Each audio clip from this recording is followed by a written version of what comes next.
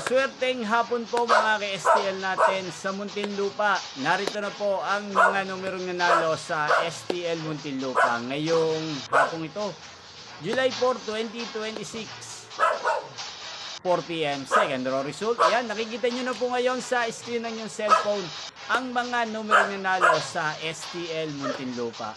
In exact order po yan. At kung maswerte namang natayaan nyo po ang mga numerong yan kanina, congrats po sa inyo. Yan, ano nga ba ang magandang numero ngayong araw na to sa STL Muntinlupa? Para po sa akin, bet ko pong mga numero 7 at numero 13. At ang pangalawang kombinasyon na bet ko sa Muntinlupa ay numero 5 at numero 23. Sana ang mga yan ay manalo po sa third draw. Maalin man po sa dalawang kombinasyon, ibinigay ko ngayon lang.